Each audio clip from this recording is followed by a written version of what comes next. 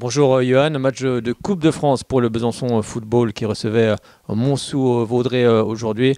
Une première période, vous avez ce penalty qu'arrête le gardien de Mont. Et puis ensuite, 2 minutes plus tard, c'est toi qui marque, qui ouvre le score 1-0 à la pause. Finalement, Montsou-Vaudrey va revenir dans cette partie 3 minutes après le retour des vestiaires. Mais à la 85e, vous avez su marquer ce deuxième but. Bon, on sait toujours que les matchs de Coupe de France, c'est un peu spécial. Quel est ton regard un petit peu sur cette partie aujourd'hui ? D'abord, vis-à-vis de l'équipe adverse, je les félicite puisqu'ils ont mis beaucoup d'envie. Et après, pour revenir sur mon penalty, ça arrive à tout le monde de rater, mais le plus important, c'est la réaction qui suit derrière. Donc, vu que j'ai raté le penalty, j'ai dû montrer que c'est pas parce que je manque un penalty que je sors de mon match et qu'il faut rester dedans. Et après, j'ai marqué. Et par la suite, ils étaient surtout en bloc bas. C'est-à-dire que c'était un peu dur de trouver les lignes, d'aller vers les profondeurs. On essayait beaucoup de former pour voir un peu comment ils réagissaient.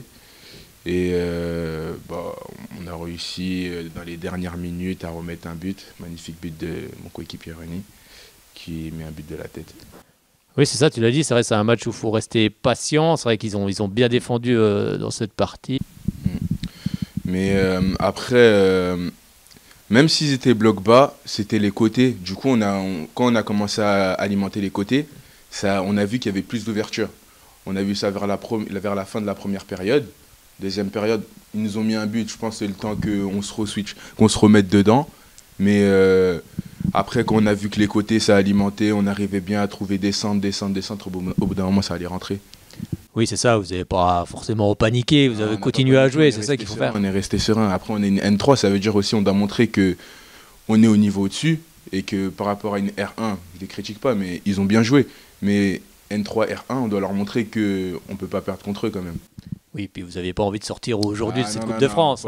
On sait que à la maison, on ne peut pas sortir comme ça. On sait que des fois, le niveau entre les deux équipes, en Coupe de France, tout se nivelle un petit peu. Mais comme tu l'as dit, voilà, à un moment donné, il faut montrer que vous êtes au-dessus. Et vous l'avez prouvé à la 85e.